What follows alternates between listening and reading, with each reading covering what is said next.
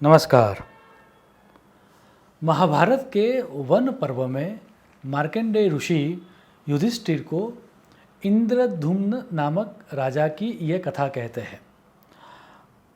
इंद्रद्युम्न भरत राजा का पुत्र था।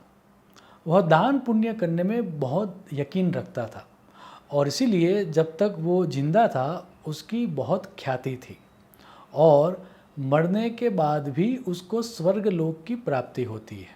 अब बहुत समय, लंबे समय तक स्वर्ग में रहने के बाद एक दिन स्वर्ग का राजा इंद्रद्युम्न को मिलने आता है और इंद्र ये कहता है कि राजन, आपने जीवन काल में बहुत सारे पुण्य कर्म किए थे, बहुत सारे गुड डीड्स किए थे और उसी के फलस्वरूप आप काफ़ी समय से स्वर्ग में रह रहे हो, लेकिन अब आपके जो पुण्य कर्म थे वह क्षीण हो रहे हैं, कम हो रहे हैं, वह नहीवत हो रहे हैं, तो आपको वापस पृथ्वी पर जाना पड़ेगा।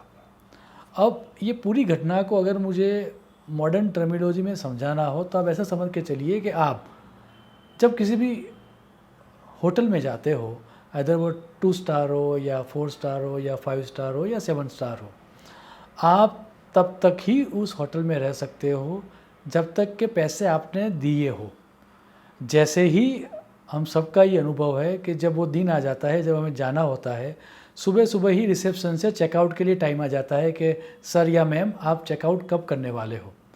ऐसा ही स्वर्ग के बारे में है और यही बात समझाते हुए श्री कृष्ण भगवान ने भगवद गीता में भी ऐसा ही एक श्लोक कहा है।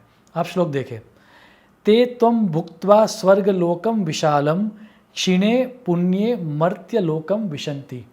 अर्थात जो पुण्य कर्म करता है वह लंबे समय तक स्वर्ग में रहता है, लेकिन जब पुण्य कर्म क्षीण हो जाते हैं तब उसको वापस पृथ्वी लोक के ऊपर आना होता है।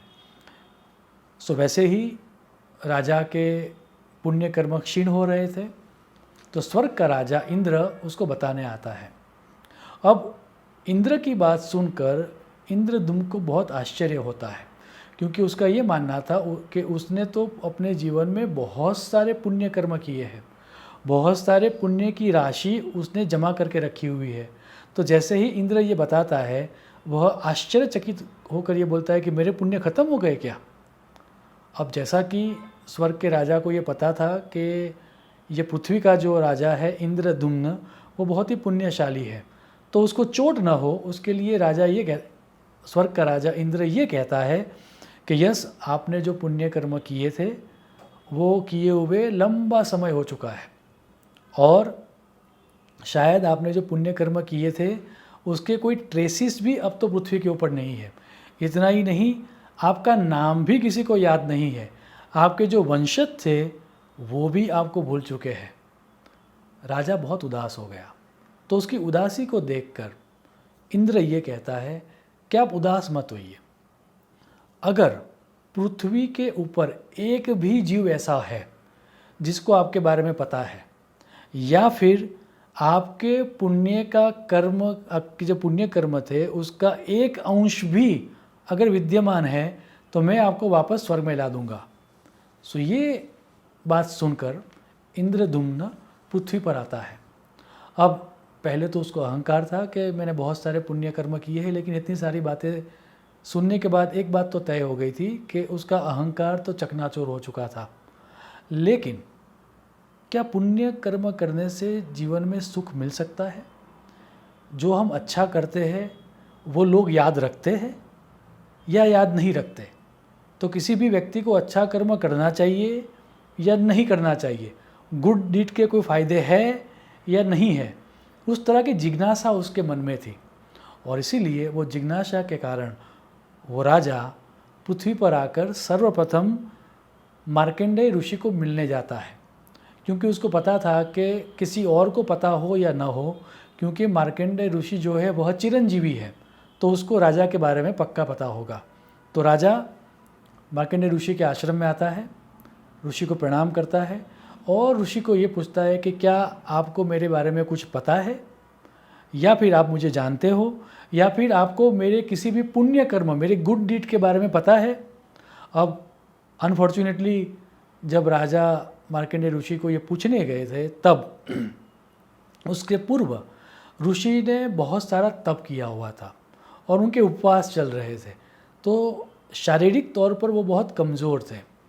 तो उन्होंने थोड़ा बहुत सोचा और सोचने के बाद जब जवाब नहीं मिला तब ऋषि ने कहा कि मुझे तो याद नहीं आ रहा है और मैं आपको जानता भी नहीं हूँ, लेकिन आप मायूस मत हो।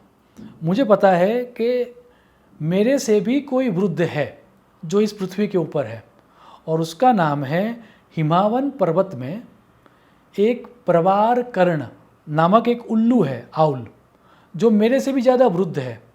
मैंने तो आपका नाम नहीं सुना, लेकिन शायद उस उल्लू ने आपका नाम सुना हो, तो चलो वहाँ पर चलते हैं। अब क्योंकि ऋषि बहुत कमज़ोर थे तो इंद्रद्युम्न घोड़े का रूप लेता है और ऋषि को अपने ऊपर बिठा के हिमावन पर्वत की तरफ चल लेते हैं। वहाँ पर जाकर राजा अपना स्वरूप वापस लेता है और प्रवार कर्ण से पूछता है कि मार्कंडेय ऋषि का कहना है कि आप उनसे भी ज़्यादा वृद्ध हो और लंबे समय से पृथ्वी के ऊपर हो, तो आप मुझे ये बताइए कि आपने मेरा नाम सुना है या मेरे किसी गुड डीड के बारे में आपको पता है।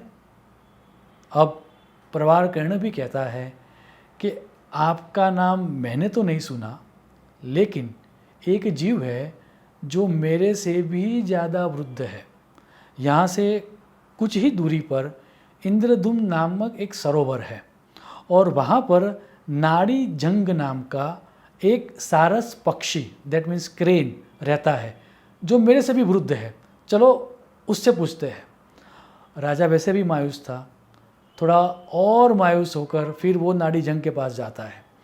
फिर नाड़ी जंग को पूछता है, नाड़ी जंग भी वही जवाब देता है कि मैंने तो आपका नाम नहीं सुना और ना ही आपके किसी पुण्य कर्म के बारे में मुझे पता है, लेकिन एक जीव है जो इसी सरोवर के अंदर रहता है और जो मुझसे भी ज़्यादा वृद्ध है और उसका नाम है अकुपार नामक कछुआ, टर्टोइस।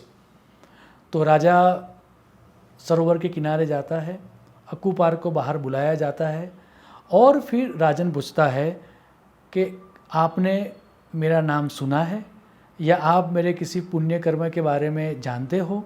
जैसे ही अकुपार उसको देखता है और उसके प्रश्न को सुनता है, वो अचानक प्रसन्न हो जाता है और वो अकुपार कहता है कि हाँ, मैं जानता हूँ आपको। और फिर वो ऋषि को और क्रेन को और बाकी सब जीव को ये बताता है कि ये राजा जो है वो अति पुण्यशाली है, उसने बहुत सारे गुड डीड्स दिए हैं। इतना ही नहीं, लोगों का कल्याण हो उसके लिए उसने बहुत सारे यज्ञ किए हैं और यज्ञ करने का या लोगों का कल्याण हो उसके लिए जो संकल्प लेने के लिए जो पानी लिया जाता था, उसी पानी से तो ये सरोवर बना है और इसीलिए इस सरोवर का नाम इंद्रद्युम्न है, जो राजा के नाम से पड़ा है। जैसे ही कछुआ ये बात करता है, स्वर्ग में से इंद्र राजा खुद आता है और उसको वापस स्वर्ग में ले जाता है। कहानी यहाँ पर ख़त्म हो जाती है, लेकिन ये बहुत सारे प्रश्नों के उत्तर देकर जाती है। सर्वप्रथम, जो भी शुभ कर्म हमने किए हैं, चाहे वो इमीडिएट किसी को पता हो या ना हो, लेकिन उस सभी शुभ कर्म का परिणाम अवश्य मिलता है। हो सकता है कि अभी आपको ये लगे कि कोई आपको चीट कर गया, हो सकता है अभी आपको ये लगे कि आपने तो अच्छा किया लेकिन आपको अच्छा परिणाम नहीं मिला, लेकिन याद रहे, हम जो भी शुभ कर्म करते हैं उसका परिणाम मिलता ही मिलता है। और वेद व्यास जी ये पूरी घटना को समझाने के बाद वहाँ पर एक अति महत्वपूर्ण सूत्र देते हैं और वो सूत्र है कृतस्य नाश नास्ति, अर्थात जो भी शुभ कर्म हम करते हैं उसका नाश कभी नहीं होता। सो आने वाले जीवन में जब भी हमें मौका मिले हमें शुभ कर्म करने चाहिए, गुड डीड करने चाहिए। हो सकता है शायद हम गुड डीड करें और कोई व्यक्ति उसके बदले में उस तरह से हमें प्रतिभाव न दे, शायद किसी के लिए हमने गुड डीड किया हो और उसको पता भी न हो कि हमने उसके लिए गुड डीड किया है, लेकिन याद रहे जो भी शुभ कर्म हमने किए हैं उसका फल हमें अवश्य मिलने वाला है। सो आने वाले समय में जब भी आपको मौका मिले कोई भी शुभ कर्म करने का या गुड डीड करने का, वह मौका अवश्य ले लेना, क्योंकि जो भी हम शुभ कर्म करेंगे उसका फल हमको अवश्य मिलेगा। शुभम भवतु। प्रणाम।